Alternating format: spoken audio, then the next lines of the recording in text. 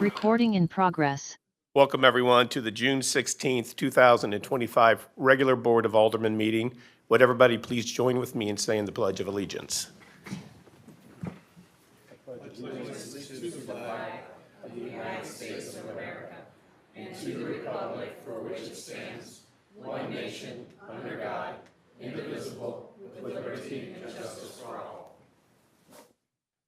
Roll call, please.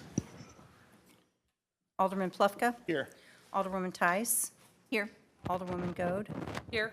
Alderwoman Sims. Here. Alderman Lockmiller, absent. Alderman Gould. Here. Alderwoman Harder. Here. Alderman Erger. Here. 7 of 8 members are present. Okay, thank you. Next up is the approval or amendment of the agenda. I would like to have someone make a motion to remove from the agenda. It is item, what is it? 10B. 10B, thank you. I'll make a motion to remove item 10B from the agenda. Second. Okay, any discussion on that? All in favor, please indicate by saying aye. Aye. Any opposed? Motion carries. Thank you. Are there any other changes to the agenda? Any objection to approving the same by acclamation? Seeing none, they will be so approved. Let's move down to item 4. This is the announcements, appointments, proclamations, and recognitions. We have quite a few tonight, so let's start off with our police department first.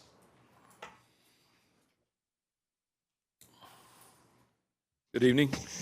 We are pleased to announce 4 officers that were promoted recently in the police department, and we would like to recognize them this evening. Major Joe Sullivan, can you come forward? Joe Sullivan is a St. Louis native who graduated from Riverview High School in 2002. Joe Sullivan began his policing career in 2008 with the St. Louis Metropolitan Police Department. He was promoted to corporal in 2018 here in Brentwood, followed by being promoted to sergeant in 2020. During his time as sergeant, Joe was appointed to the positions of patrol watch commander, training coordinator, and supervisor of our detective bureau. Joe was promoted to the rank of lieutenant in 2023, where he commanded support services.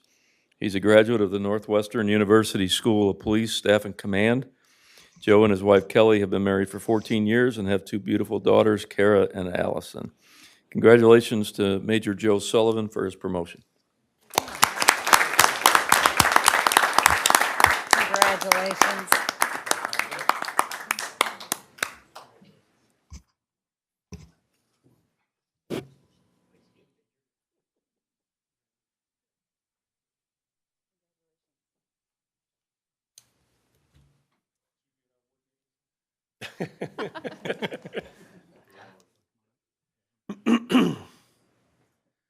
Next is Lieutenant Todd Lambert.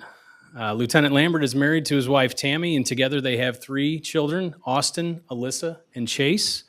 Todd graduated from Eureka High School and received an associate's degree from Jefferson College.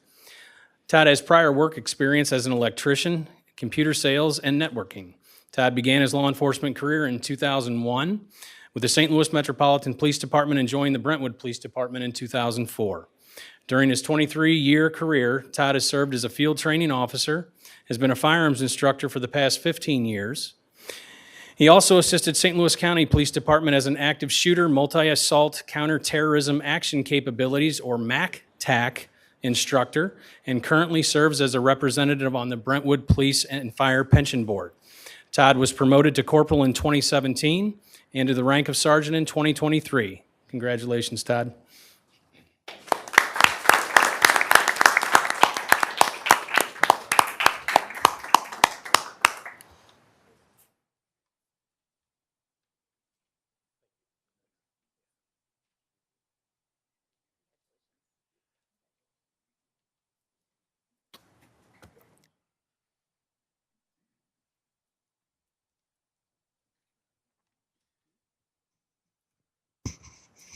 Next up is Sergeant Ammon Figgs. Figgs, you come forward? Behind you.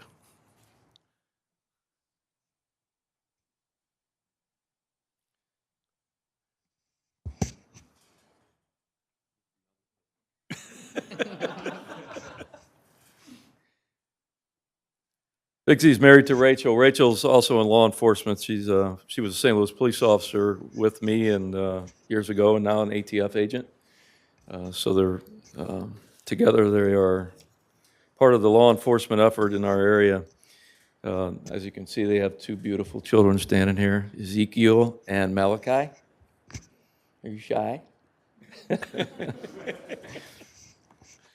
Ammon graduated from Parkway South High School and is working toward an associate's degree at Lindenwood at this time.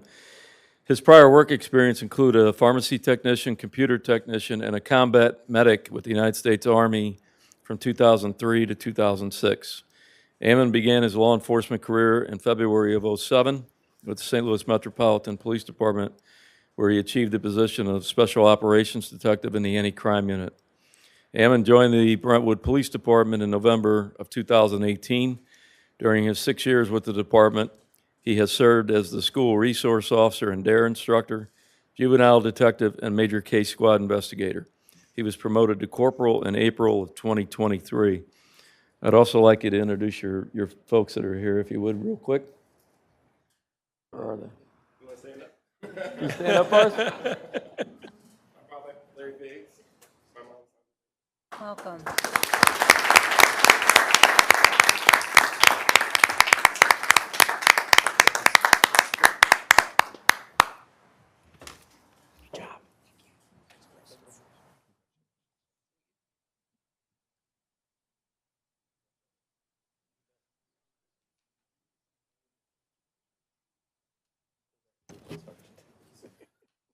That's the shortest one.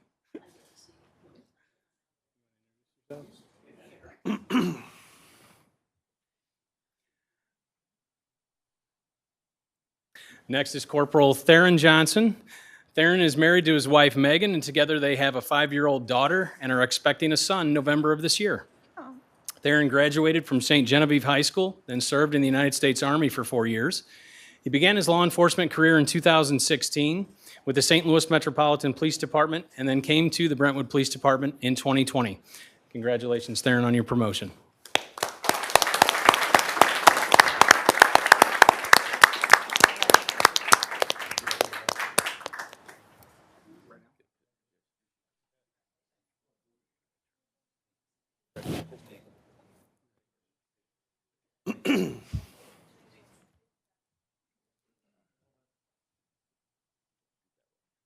Todd's a white shirt. I didn't notice that.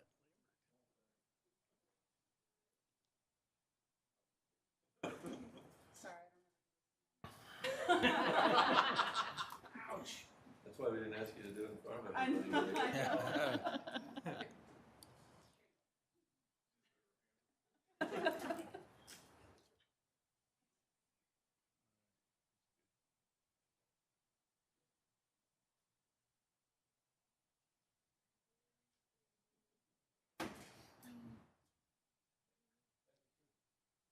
Thank you.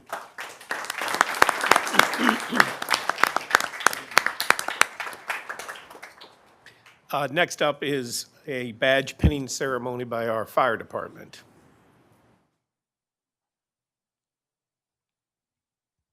Good evening, Council. Appreciate the opportunity to be present to introduce one of our newest fire department employees. In the natural progression of the organization, we have retirements.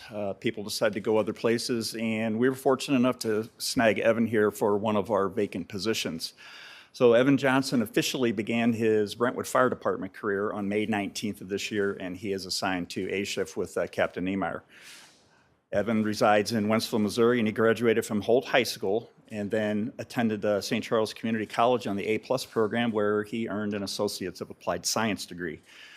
Moving on after that, he completed his paramedic training at the St. Charles Ambulance District in 2024.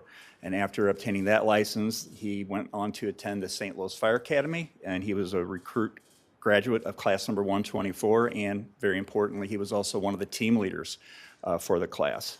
Again, he resides in Wentzville with his parents. Bruce and Lisa are here tonight, who are actually going to be pinning him on the coat, hopefully, and his two siblings. In his free time, obviously, Evan is very fit. He enjoys the outdoors, fishing, cycling, cooking, and spending time with friends and family. We are very excited to welcome him to Brentwood. This is his first fire department job, and I'm looking forward to a very long career at Brentwood. So welcome me and welcome Evan.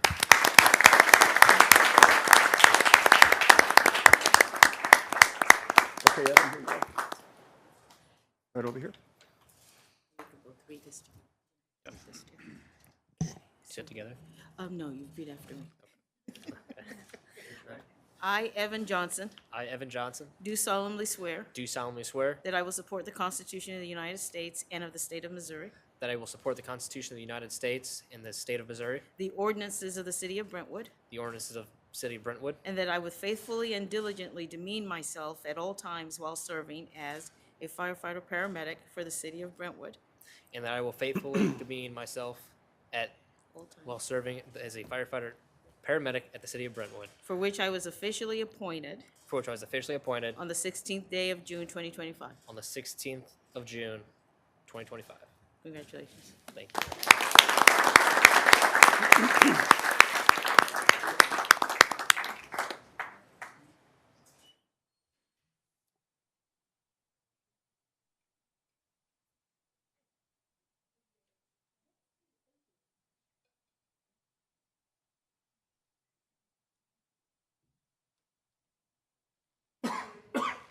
Sit in the picture.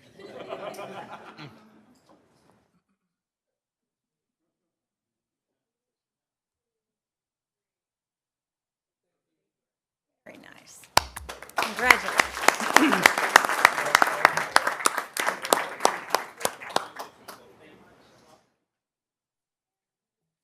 Welcome, Evan. Thank you.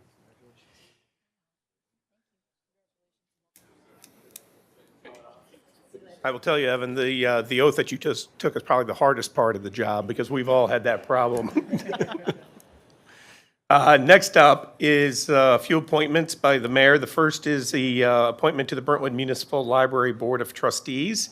After consultation and recommendations from the library board, I would like to make the appointment of Megan Moss. All of her background information is in board docs. So can I get a motion to that effect, please? So moved. Second. Okay. Any discussion? Okay. All in favor? Aye. Aye. Any opposed? Great. It carries. Thank you so much. Next appointment is to the Communications Committee. Alderman Gould has told me there aren't enough people sitting on his committee, and he wanted more just to increase the likelihood or unlikelihood that we'd have a quorum. So, I went out and found somebody. No. The appointment that, we thought this was a great opportunity. City Administrator Conde did. Rod Wright, who's worked with the city in the past, he's done some great things for the city, and he specializes in a particular area of communication. And so I want to thank our city administrator for bringing that to our attention, that he's interested. He's been a resident of Brentwood. He's very happy with what things have happened in Brentwood to the point where he's decided to move here. And he and his wife reside, I think, over in Stanley Station. Thank you. So I would like to get a motion to approve the appointment of Rod Wright to the Communications Committee. So moved. Any discussion? Okay, all in favor, please indicate by saying aye. Aye. Any opposed? Motion carries. Thank you. And finally, we have a vacancy in our provisional judge. The person who I had appointed, 4 or 5 years ago, has moved out of Brentwood. And one of the requirements to make you eligible is that you have to be a resident. And it was wonderful timing because I had a Brentwood resident reach out to me a couple months ago about getting interest in getting involved in the city of Brentwood. She is a assistant prosecuting attorney in St. Charles, a lot of experience in the courtroom, and I think she'd be a terrific addition. Whenever Judge Dignam is not able to be present and he needs somebody to fill in, that's what the role of the provisional judge, and I think she'll do a fantastic job. So I would ask for a motion to approve Susie Justice as the provisional judge. So moved. Any discussion?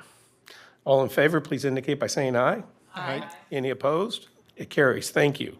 Finally, under announcements, we have the acceptance of the award of the Sol Smart Bronze. Who's handling that? Where are you going?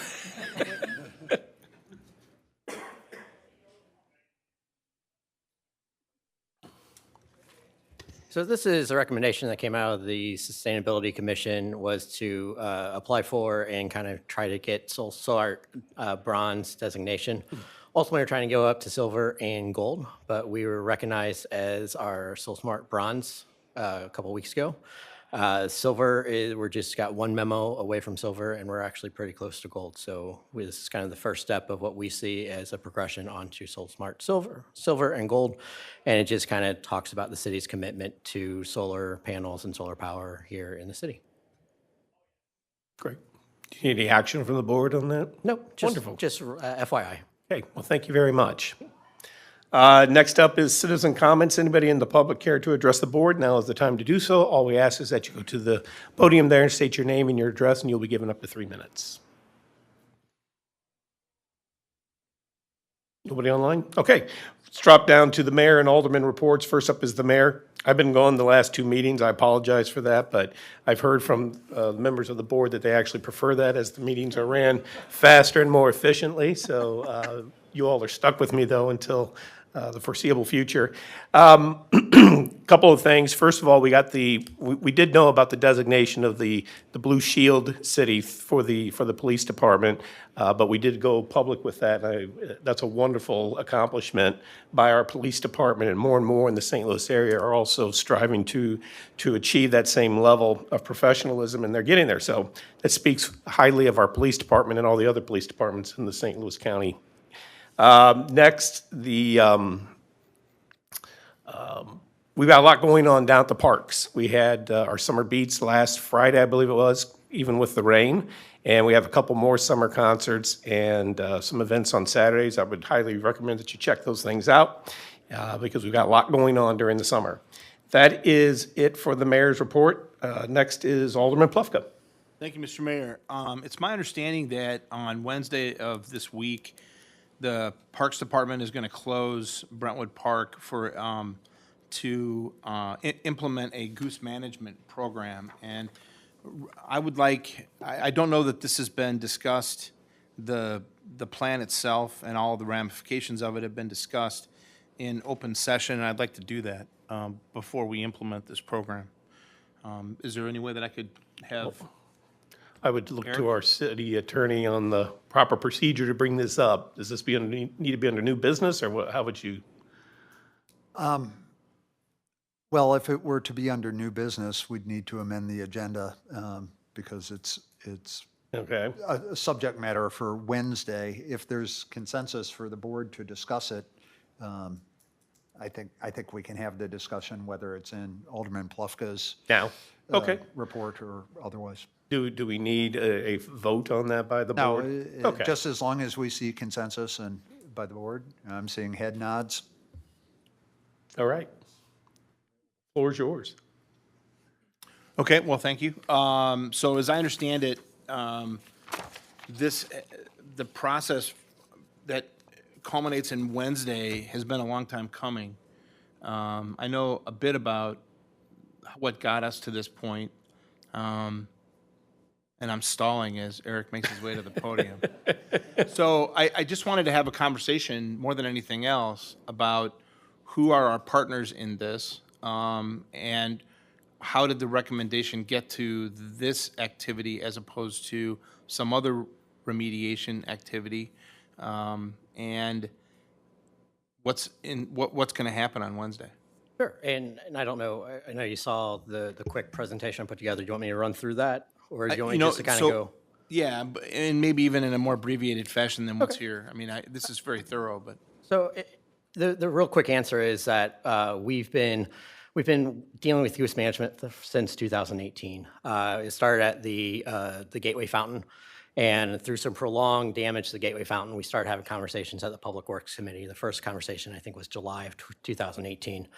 At that time, we talked about the different ways to kind of go through some goose mitigation. And there's lots of things. There's something called exclusion, where you basically try to keep them from landing. And that's things like an overhead grid, where you basically put up string. And that's not, it's effective, but it also can lead to damage to the birds and damage to equipment and things like that. There's fencing that you can put up in front of stuff. Mylar tape, which is just this kind of shiny tape that kind of gets in the bird's eyes, supposedly, and it makes them want to fly away. Another strategy is habitat modification. So you can remove some domestic waterfowl because that way the goose don't come around if they're gone as well. The bad thing about that is it stops the biodiversity that you have of that area. And so like what we have right now, we have some eagles that fly around from time to time. We have a lot of herons in the park, and we have to remove those to help remove the geese, and we lose that biodiversity as well.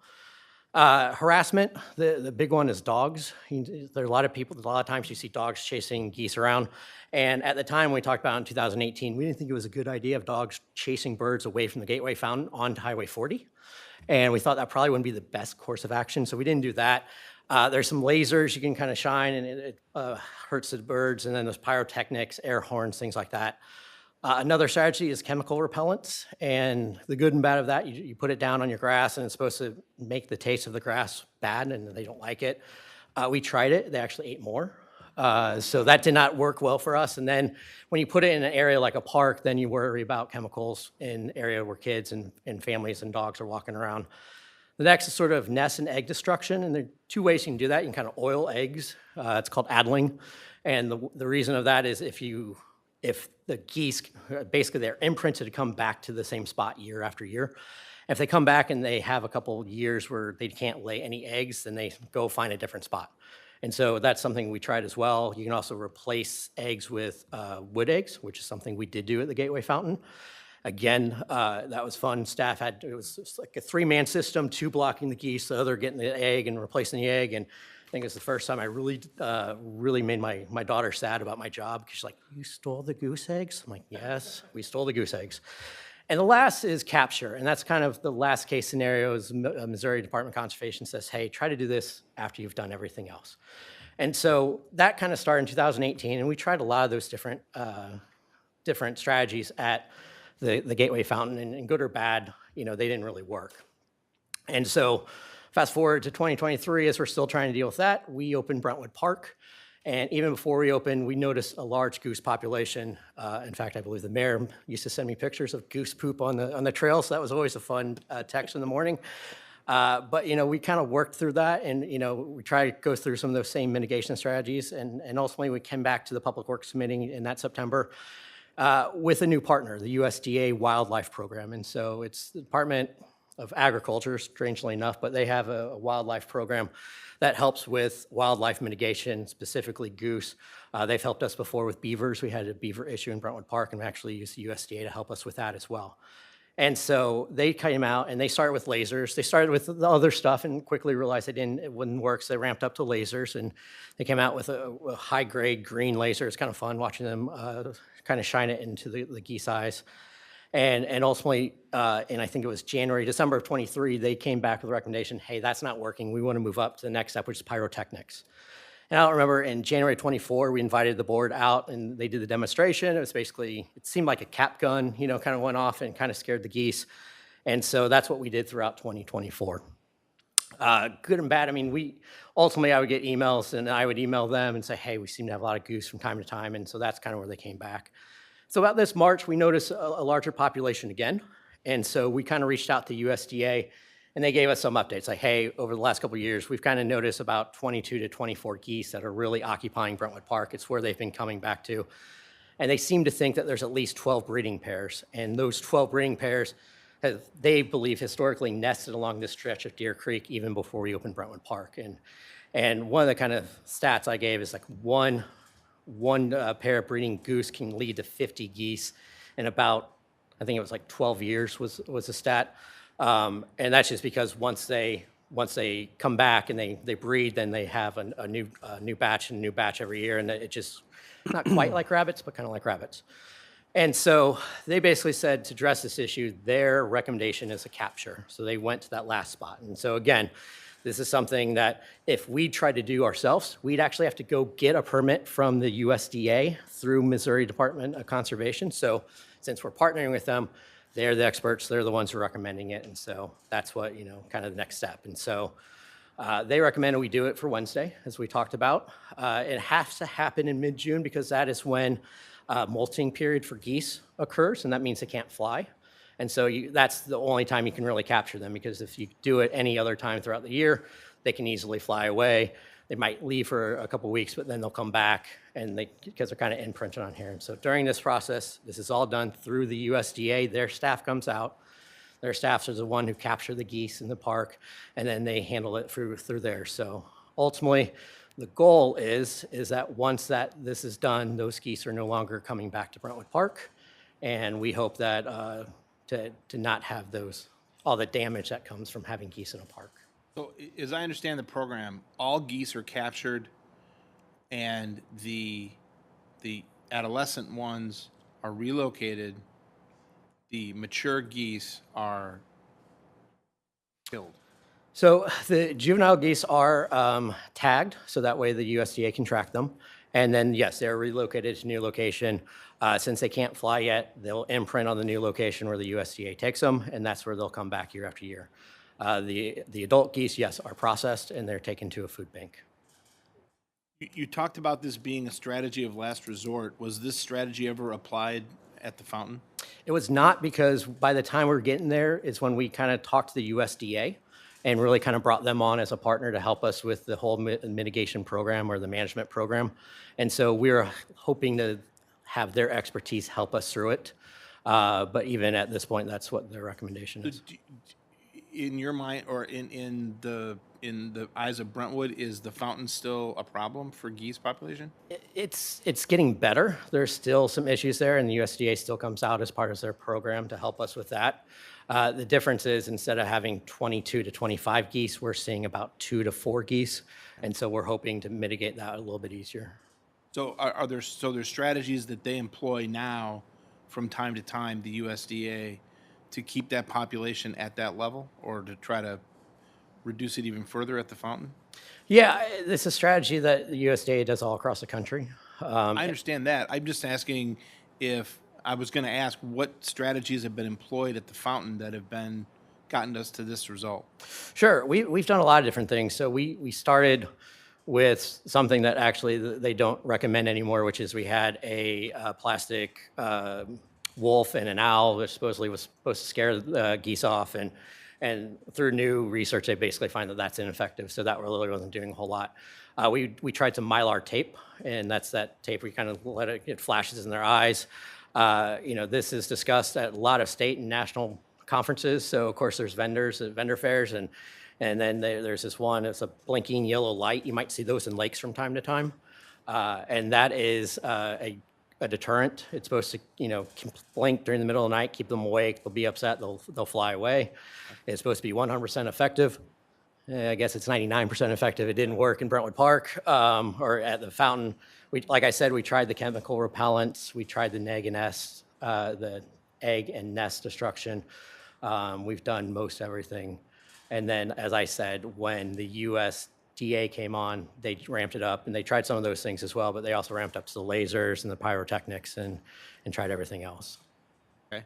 So my last question, I guess, is, so have all of the strategies that have been, even the ones that have been at least marginally successful at the fountain, have those been tried at the park? Yeah, USDA has kind of gone through the whole. Success. Yeah, they've kind of gone through the whole toolkit. Okay. Your Honor, I just wanted to ask those questions, and I appreciate the time. No Thank problem. you. Happy to do it. Sure. Do you have anything? Do you have a question about that? Yeah. Yeah, it's just kind of for my general understanding. So would we not just be able to take away the juvenile geese so the adults would be left, or is the concern that the population ballooned too quickly? The issue with doing that is the adults are ones who are imprinted here now, so the little ones will come back next year, lay more eggs, have more goslings, and then it honestly doesn't fix the problem. Anyone else? Any other questions on this? I do have one final question. So closing the park is being done because why? So the USDA says they'd like some room to kind of go through the process. It's kind of they grab them, to be completely honest. They put them in containers, crates. So getting them in crates, and so basically having the ability to do that without someone walking up or having dogs run through, or all those type of things that kind of come into it. So I imagine this, even though they can't fly, it still scatters them. correct. Okay. All right. Thank you. Thank you, Mr. Mayor. Do you have anything else on your report? I don't. Okay. Alderwoman Tice. Thank you, Mr. Mayor. A much quicker report. The Ways and Means Committee meeting in July is not on July 3rd, which is our normally scheduled date, but it will be on Wednesday, July the 16th.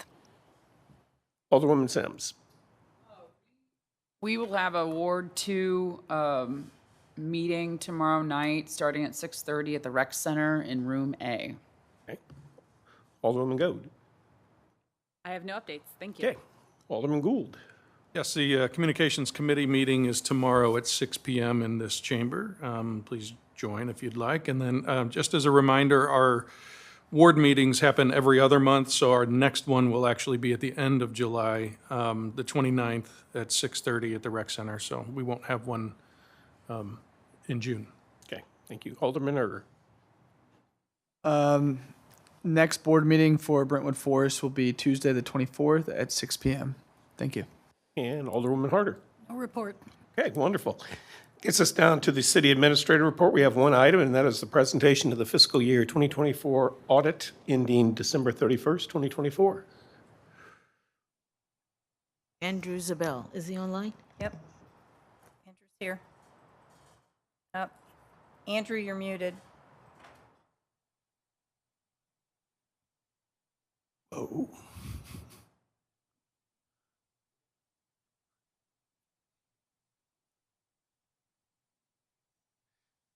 Is Andrew Michelle Depew? Michelle said to unmute them. I don't, okay. Andrew, can you unmute? Andrew, can you hear us? Okay. Yeah, but we can't hear Are you able to unmute? No, you cannot. All right. Well, we'll do this on the fly, I guess. How come he can't unmute? Katie, do you know?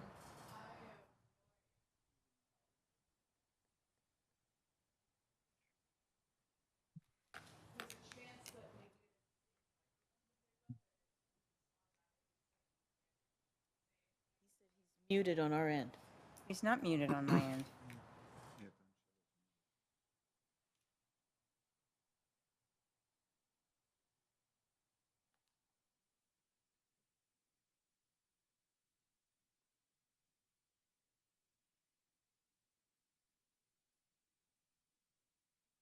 Signed in under Chambers AV and under Michelle. I don't know why, but that's what's showing up here.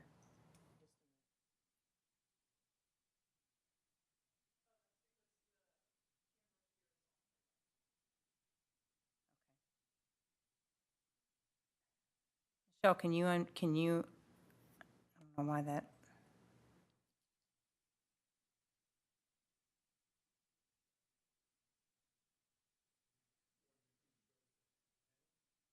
I don't know.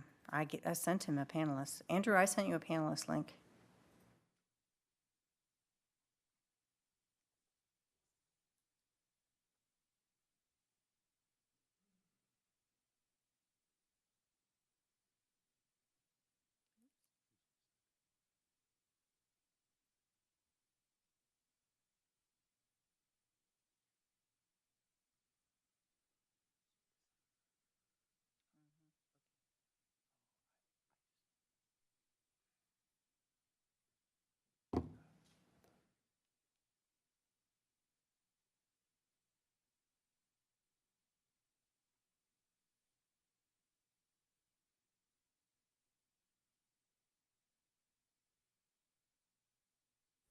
Hello, can you guys hear me now? Now we can hear you.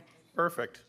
Better? All right. Yeah. Unfortunately, my audio is not working when when I'm using my normal Zoom link. So I'm just going to go ahead with the presentation. I met with the Ways and Means Committee about 2 weeks ago. I'm just going to go over the quick scores and highlights of the presentation.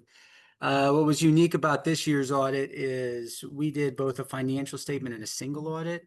The city of Brentwood expended over $3 million worth of federal money through the FEMA program, Missouri Highway Planning, as well as the American Recovery Plan Act.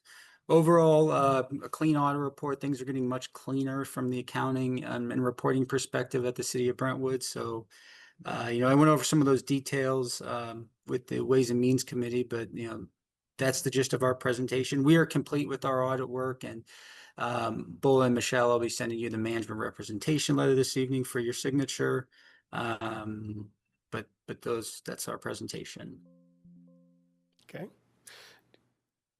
Michelle, is Michelle also online? Online. This meeting is being recorded. There you go. Hi, good evening. Hi, Michelle. Hi. Yeah, I think as Andrew sort of highlighted, I felt the audit went well also. I also believe there are no management comments. He did do 3 single audits as he sort of highlighted as well. Also in-house, we took back the fixed assets and the journal entries associated with debt. And then you guys should all have copies of the draft audit. Those all should have been distributed, and they were distributed to Ways and Means. Are there any questions? The only comment that I have, Michelle, is one thing that neither of you have touched on is the timing of this. By statute, it's due, or is it our code that's due by the end of statute? It's due by the end of June, and in years past, we've had problems getting that done. But Michelle, your department's doing a great job getting this done timely. We're back where we should be, and so thank you for doing that. Any questions? That your comment is well said. Okay. All right. Doesn't take any action from us, right? No approval needed. Yes, you do need to approve it because once it's approved, it'll be finalized, and then we'll send it to all the necessary agencies by the 30th. Okay, and that's just a motion to approve the draft financial audit? Okay, can we get a motion to that effect, please? So moved. Second. Any discussion? I'd like to make one comment just to really thank Michelle and her team and Andrew for making this June 30th deadline and for all the work. There's a lot of work that gets us there, and it's been great to watch the evolution of this. Yes, it has. Okay, any other comments?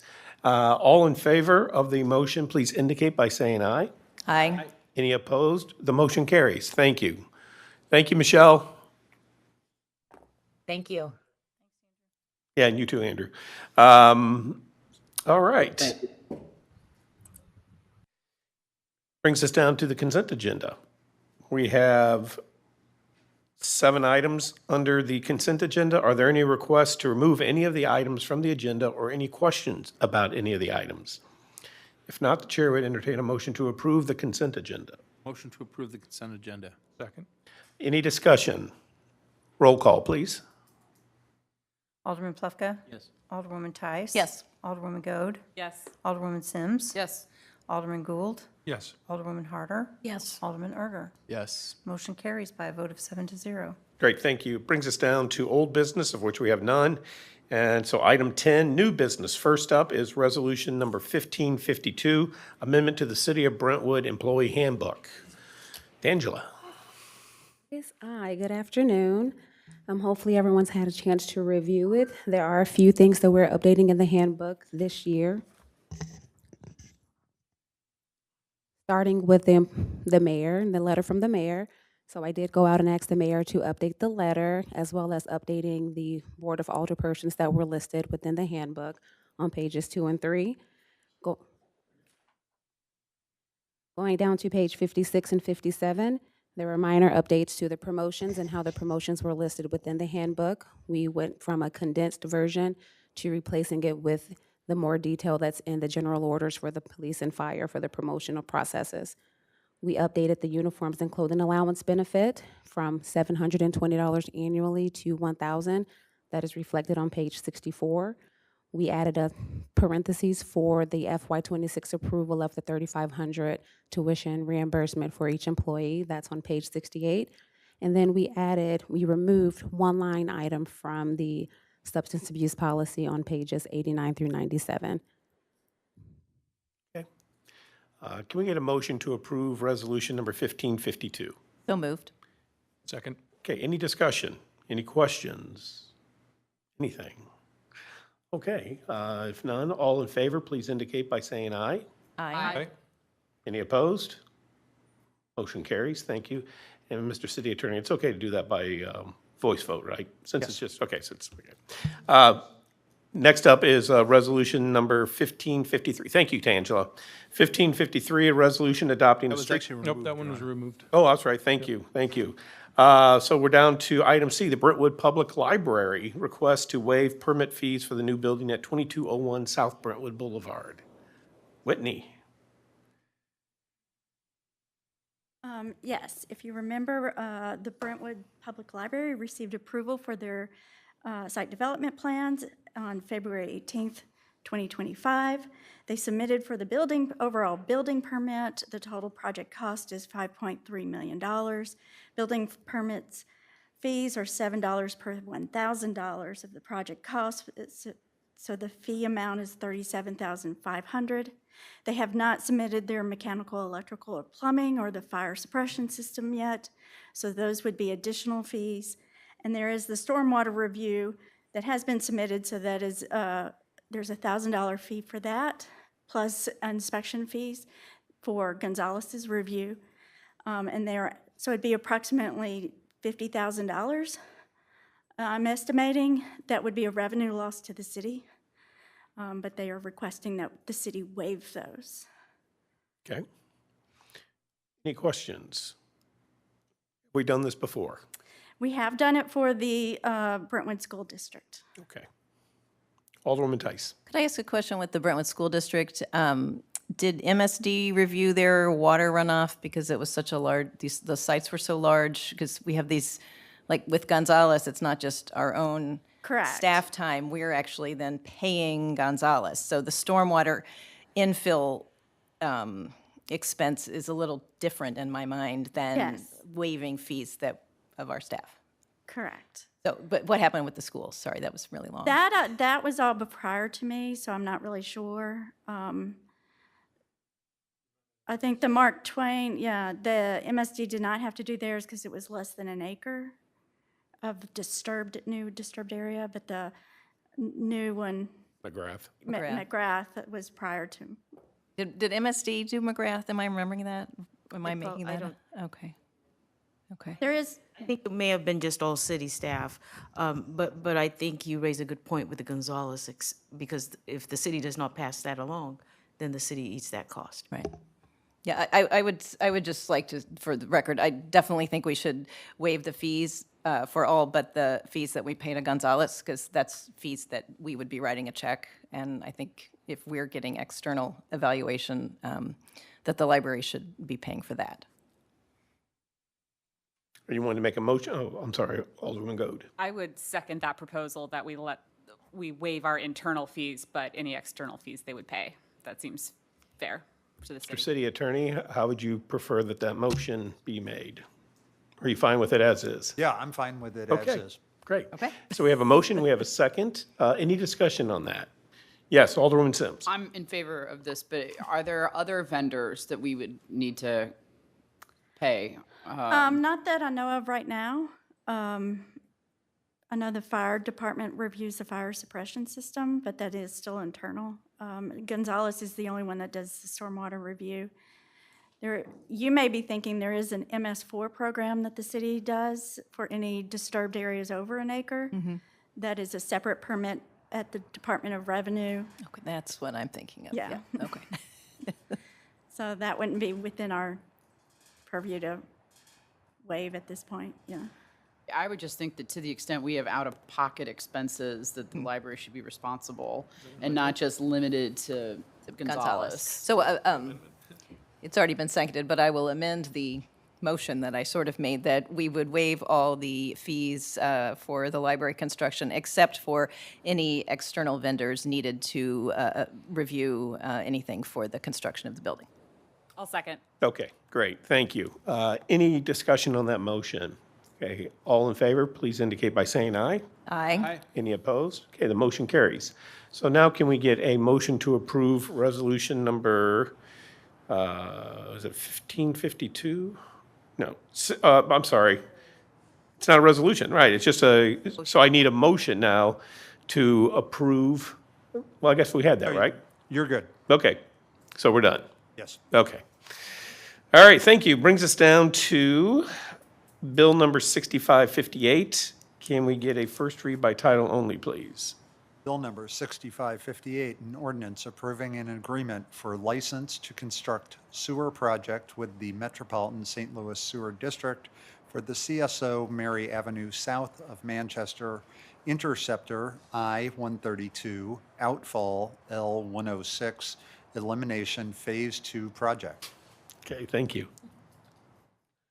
It's the longest title I've ever had. But so MSD is wrapping up design for the CSO Mary Phase 2 project.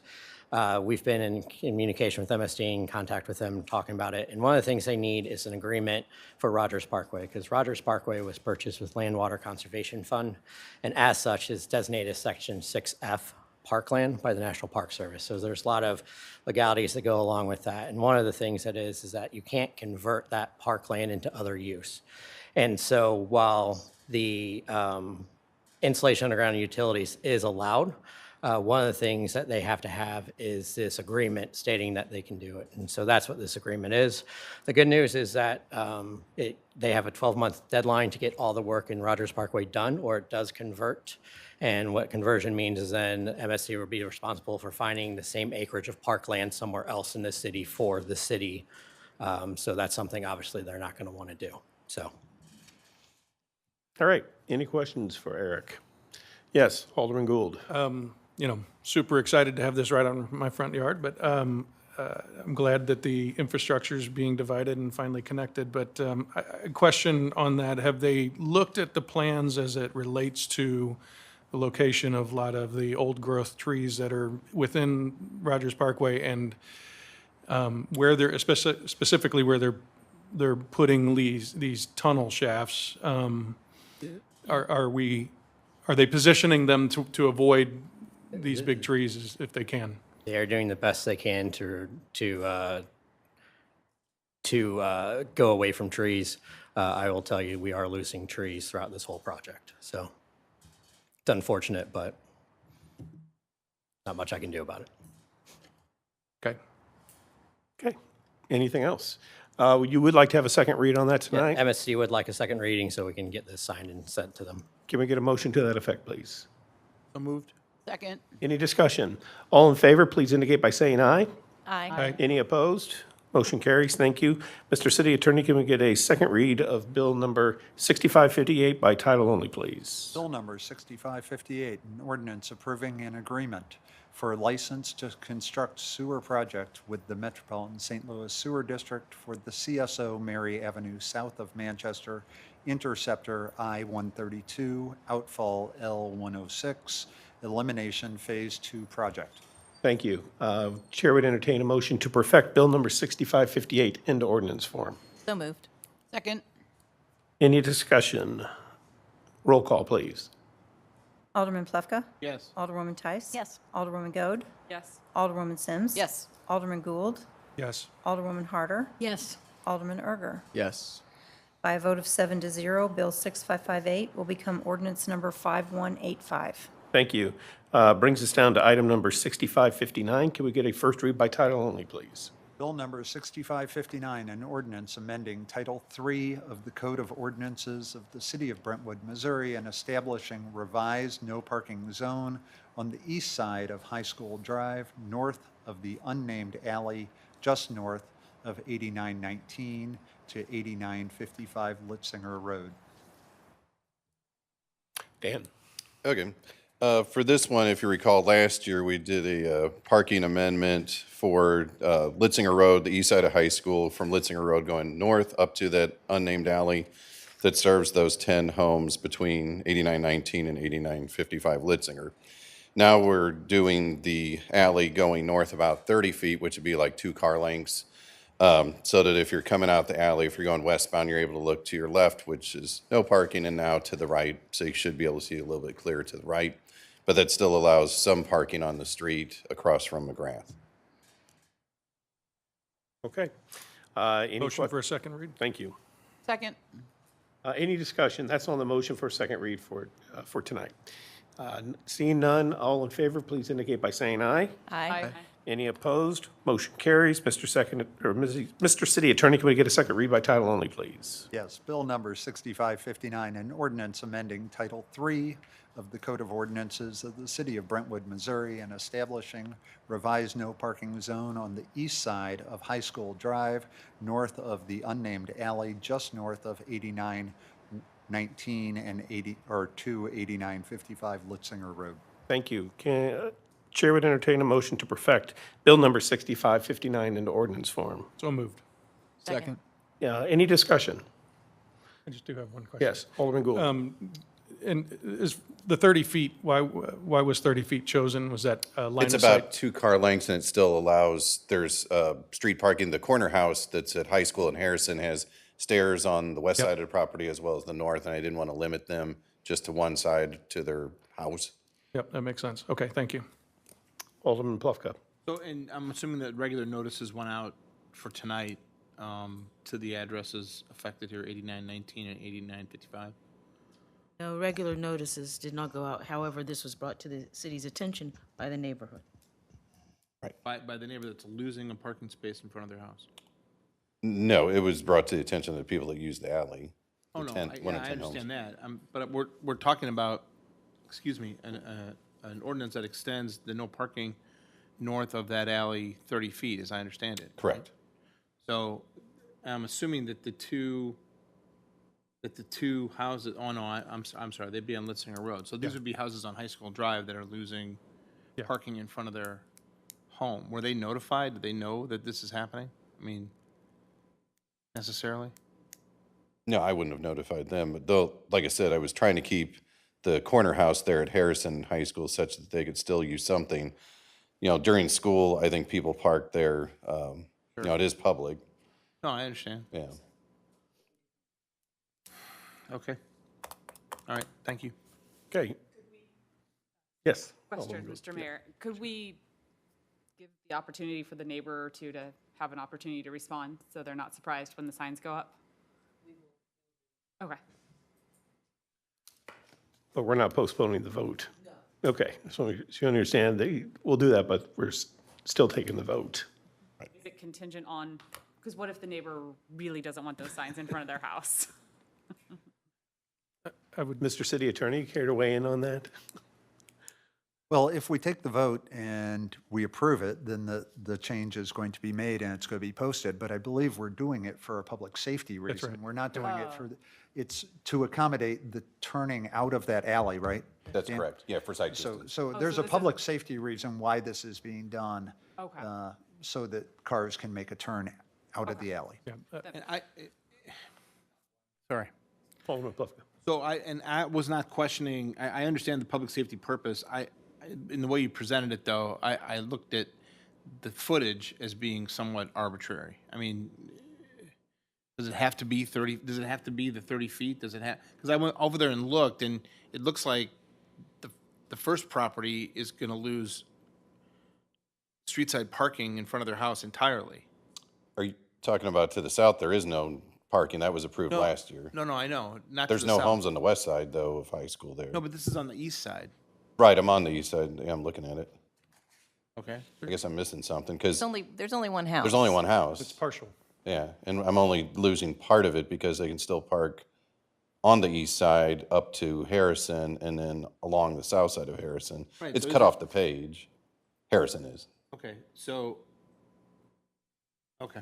I guess I questioned whether that 30 feet was accurate and its impact on 9016. Yeah, I was trying to keep it as close to the corner of the house, but also give you decent vision if you're looking to your right coming out of the alley, if that makes sense. No, I understand, I do. And the landscaping that happens to be there on the corner, is that on the corner of that alley, on the north side of that alley? It's a tree, it's kind of, looks like a green wisp there, but you can see past it. Whenever you come up from the alley to the street, it's not blocking your view, if that's the question.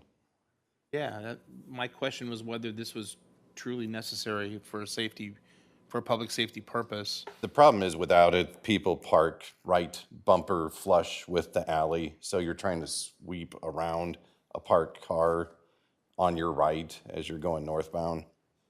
So leaving 2 car lengths away helps you navigate that right-hand turn to make the northbound. Okay, thank you. Alderman Erger, did you have something? No? Okay, Alderwoman Tice.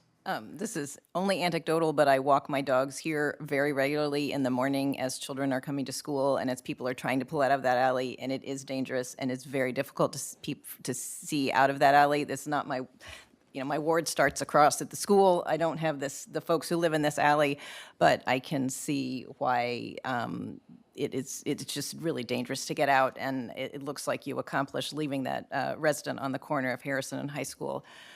He would then have parking toward the front of the west side of his lot and then all in front of the house on the north.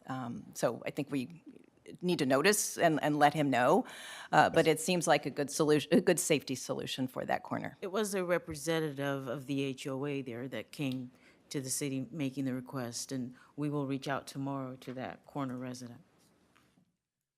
Anything else?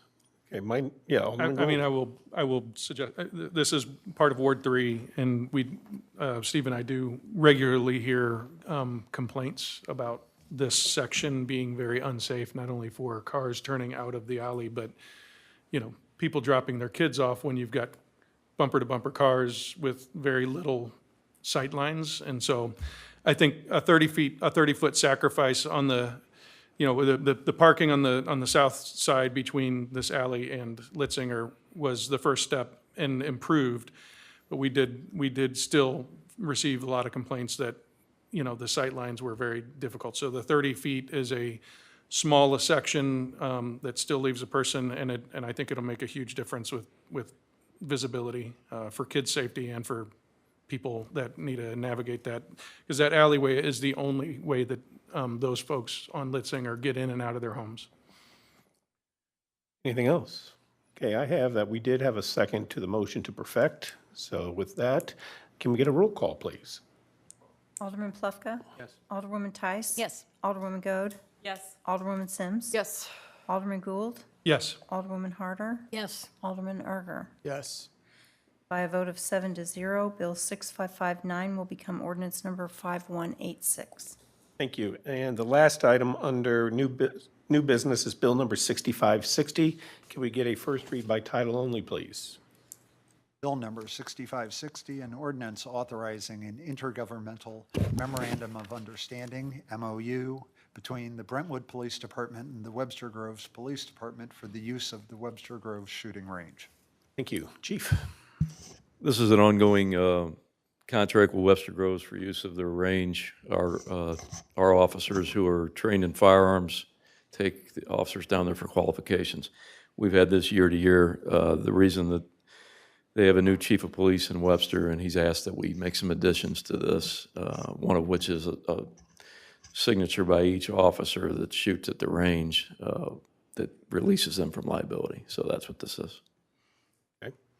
Any questions? And we would like to have a second read on this tonight. Yes, sir. Okay. Can we get a motion to that effect, please? So moved. Second. Okay, any discussion? All in favor, please indicate by saying aye. Aye. Any opposed? Motion carries. Thank you. Mr. City Attorney, can we get a second read of Bill number 6560 by title only, please? Bill number 6560, an ordinance authorizing an intergovernmental memorandum of understanding, MOU, between the Brentwood Police Department and the Webster Groves Police Department for use of the Webster Groves shooting range. Thank you. Chair would entertain a motion to perfect Bill number 6560 into ordinance form. So moved. Second. Any discussion? Roll call, please. Alderman Plufka? Yes. Alderwoman Tice? Yes. Alderwoman Goode? Yes. Alderwoman Sims? Yes. Alderman Gould? Yes. Alderwoman Harder? Yes. Alderman Erger? Yes. By a vote of 7-0, Bill 6560 will become ordinance 5187. Thank you. And that brings us down to citizen comments. Once again, if anybody in the public cares to address the board, now is the time to do so. All we ask is that you come to the dais and state your name and your address, and you'll be given up to 3 minutes. There's no one online. Okay. I do have a request to go into closed session following this pursuant to RSMO section 610.021, subsection 1, legal, and 610.021, subsection 9, negotiations. that good enough, Mr. City Attorney? 12. I think it's 12. Yeah, under 12. 12? Not 9. Not labor Not negotiations. Okay, got it. Okay, 12. So subsections 1 and 12 of section 610.021. Can we get a motion to that effect, please? So moved. Second. Any discussion? Roll call, please. Alderman Plevka? Yes. Alderwoman Tice? Yes. Alderwoman Goode? Yes. Alderwoman Sims? Yes. Alderman Gould? Yes. Alderwoman Harder? Yes. Alderman Erger? Yes. Motion carries by a vote of 7 to 0. Thank you.